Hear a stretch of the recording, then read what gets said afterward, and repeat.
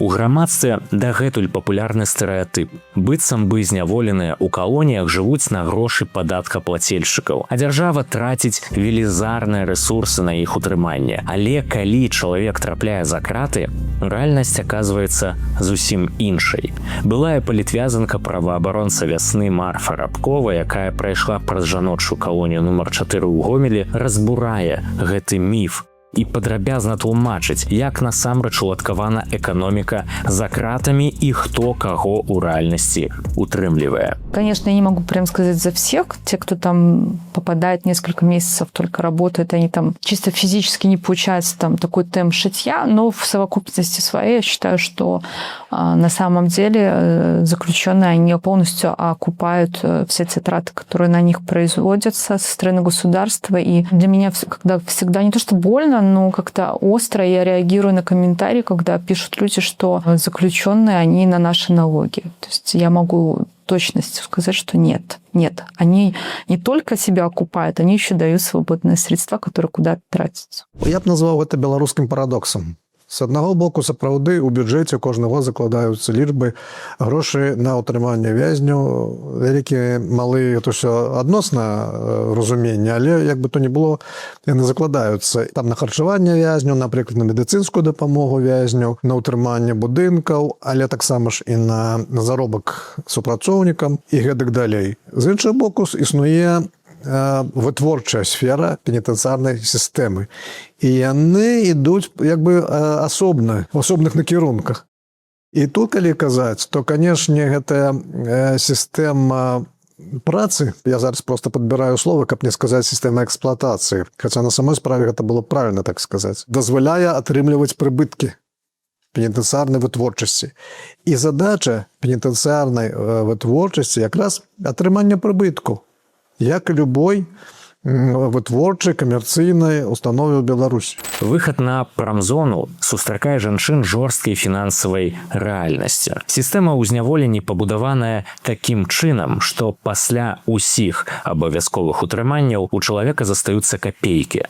Заканадаўства гарантуе выплату не менш за 25% ад заробленага, а пры наяўнасці іскаў усяго 10%. Вось як Марфа Рабкова згадвае свае первые заработки. Мой первый заработок был, там, условно, это был за один рабочий день, который я неудачно распределилась в отряд и вышла на работу 31 марта, и меня должны были там по своим ведомостям закрыть за этот один день. Записали, что я обрезала несколько штанов, и в итоге мой заработок за один рабочий день был 17 копеек. Грязными я на руки могла получать 25% от заработка, то есть, получается, я получила 4 копейки. Тут еще нужно сделать оговорку, что 25% получали люди, у которых нет исков и нет алиментов. Но те, у кого есть иски и алименты, они получали 10% только суммы.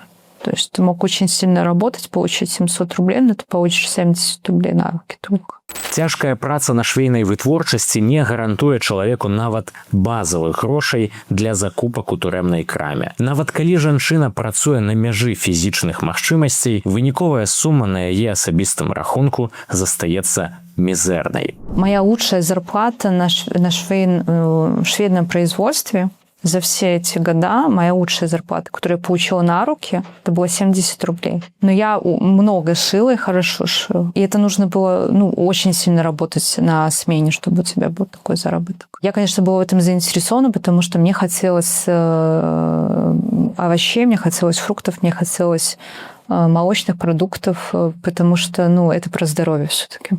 Когда ты получаешь за месяц 1 рубль, ты идешь и довариваешься за 1 рубль в магазине. Очень много размышляешь, что же купить за эти средства. І ў гэтым існуе і парадокс, у гэтым існуе і праблема. І я б сказаў, нават адна з каранёў праблемы. Калі такая задача стаіць атрымання прыбытку, то гэта ў бок адсоўвае пытанне рэсацыялізацыі, захавання здароўя, прафілактыкі нейкай і гэтак далей, і гэтак далей. Это вельмі сур'ёзная тэма. І калі ўжо разважаць пра рэфармаванне пенітэнцыярнай сістэмы, то, напрыклад, я ўпэўнены ў тым, што павінна быць рэфармавана задача і гэтай пенітэнцыярнай сістэмы найперш. І, канешне, замест атрымання прыбытку павінна стаяць задача падрыхтоўкі вязня да вызвалення і існавання ўжо пасля вызвалення, то бок вось гэта рэсацыялізацыя. Калі я кажу пра тое, што атрыманне прыбытку, прыбытак ёсць, і за кошт чаго ён складаецца. Некалькі элементаў, адзін з якіх гэта просто нізкі, я не ведаю, якое слово падабраць, таксама настолькі нізкі заробак вязняў, які просто выхалошвае ўсю сутнасць этой працы. Калі кажуць пра дзясяткі рублёў, то гэта вялікі заробак лічыцца, а ўвогуле, як правіла, атрымліваюць на свой рахунак 3, 5, максимум 10 рублёў. Як это атрымліваецца? Па-першае, сам па сабе налічэнні нізкія, а па-другое, утрыманне, сістэма ўтрыманню. Камунальныя паслугі у жаночай калоніі, напрыклад,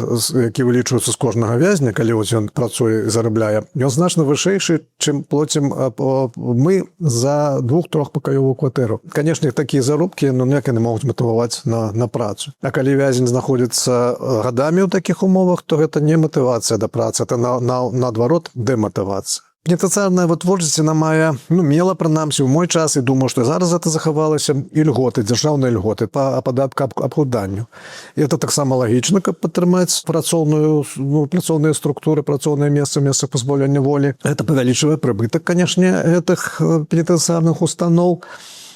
Але калі глядзець у комплексе, это становіцца яшчэ адным элементам такой працоўнай эксплуатацыі вязняў. І зноў-такі, як бы это не парадаксальна, паўтараю, выглядала, это у выніку атрымліваецца, пераўтвараецца ў эксплуатацыю і ў дэматывацыю працы. Казённыя капейкі даюцца коштам цяжкай фізічнай стомленасці і працы ў шкодных умовах. Летам швейныя цэхі ператвараюцца ў раскаленыя печы без нармальнай вентыляцыі, дзе абсталяванне не вытрымлівае нагрузки раней за людей. Хочу отметить, из-за негативных условий это скученность. То есть были моменты, когда некоторые цеха или часть цеха закрывалась на ремонт, и просто эти бригады, эти машинки выстраивались в какие-то свободные места, в какие-то проходы.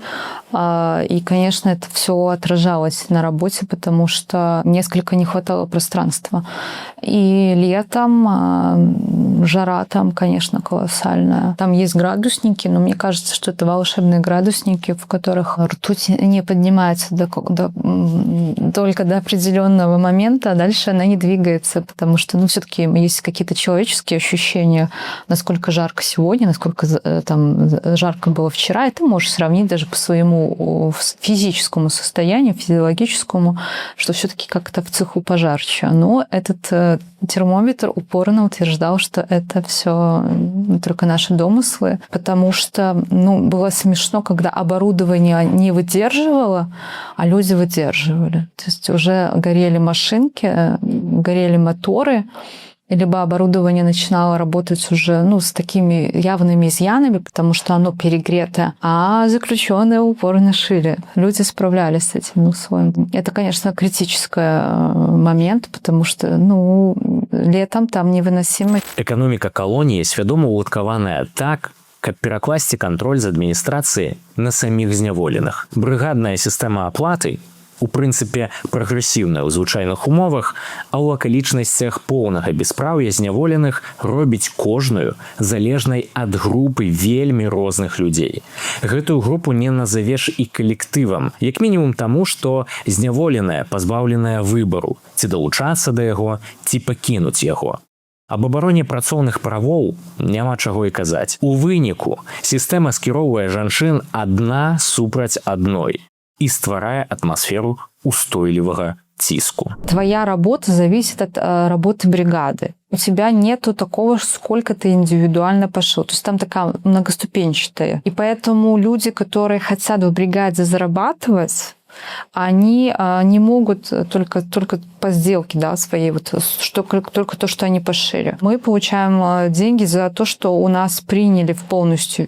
То есть именно за день, сколько у нас приняли штанов, а ты можешь там шить только один процесс, например, в этих штанах. Поэтому идет такая созависимость всех людей в бригаде, и те, кто хочет зарабатывать, они начинают требовать от тех, кто медленно шьет. Постоянные конфликты между теми, кто работает в поте лица, и те, кто приходит и говорит, я не хочу работать. Мне там придет перевод, чего я тут буду работать? Я тут буду сидеть, там шить и Ну так, делать вид, что я шью. Ну и, конечно, вот из-за этого было много конфликтов. Сама по сабе бригадная сістэма, яна ў свой час некалькі дзесяцігоддзяў назад была ўведзена і даволі прагрэсіўна лічылася і прынамсі яна такая і ёсць, калі казаць вось такая здаровая бригадная сістэма. У месцах пазбаўлення волі гэта становіцца просто не данінай моды, а яшчэ адным элементам эксплуатацыі. Уявляеце, што такое бригада надзвычайна прадпрыемстве на волі. Людзі пішуць заяву, прашу мне працаўладкаваць на гэта месца, прыходзяць, працуюць, прыціраецца да калектыва, не падабаецца нешта, звольніўся, нейкія парушэнні працоўных правоў ёсць, якія б там яны не былі незалежна, але ёсць прафсаюзы, ёсць там некуды можна звярнуцца да юрыста, да затлумачэннямі, за кансультацыямі, суд урэшце-рэшт, калі парушаюцца правы. Месца пазволення волі ўсё, што я пералічыў, а пералічыў я далёка не ўсе элементы магчымасцю адстойвання сваіх правоў, это просто не існуе. І таму гэта насмешку сам прынцып этой бригаднай арганізацыі працы. Вязень вымушаны знаходзіцца ў тым атачэнні, я не назову его нават калектывам, у атачэнні такіх розных людзей, у якіх розныя інтарэсы, розная матывацыя, розныя праблемы, урэшце-рэшт, псіхалагічныя, маральныя, матэрыяльныя, сямейныя, гэтак далей. І на фоне пазбаўлення правоў гэта, канешне, выглядае, мякка кажучы, прафанацыяй. Вось усё, гэта яшчэ адзін элемент эксплуатацыі. І прычым эксплуатацыя не толькі працоўная, эксплуатацыя псіхалагічнай таксама. Для палідзняволеных, унесеных у спісы экстрэмістак і тэрарыстак, гэтак званая 10-я катэгорыя, створаная асобнае эканамічнае абмежаванне. Іх пазбаўляюць нават тэарэтычнай магчымасці выйсці на дадатковыя змены і зарабіць сабе на гігіенічныя сродкі ці пагашэнне іскаў. Есть еще такой нюанс, что вот есть смена рабочая, а есть разнарядка. Там есть на несколько часов разнарядка, есть разнарядка, по сути, как ты идешь почти на 2 смены. То есть ты прям целый день проводишь на фабрике. Вот те, кто ходит в разнарядку, они действительно могут зарабатывать много денег. Ты можешь покрывать траты алиментов на детей, ты можешь иски свои выплачивать, но ты должен там жить. Экстремистам запрещено было выходить в разнарядки, хотя мы не раз инициировали возможность размораживания этого функционала. Гэта сістэма так званых разнарадак, гэта яшчэ такая спецыфіка пенітэнцыярнай сістэмы. Бачыце,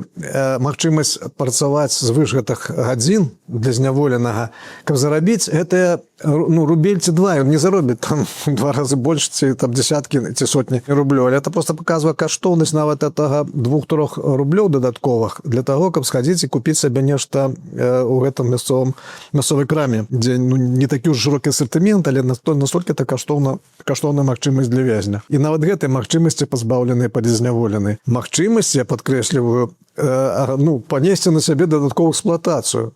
Яны на гэта не шмат, я не ведаю, але некаторыя з іх прынамсі гатовы, у тым ліку і палітвязні. І тут вот так усё выкручана. Хоча чалавек працаваць, здаецца, жадае, і ёсць для гэтага там магчымасць здароўя дазваляе і так далей. Дазвольце яму, і вам, і ў творчасці гэта будзе карысна.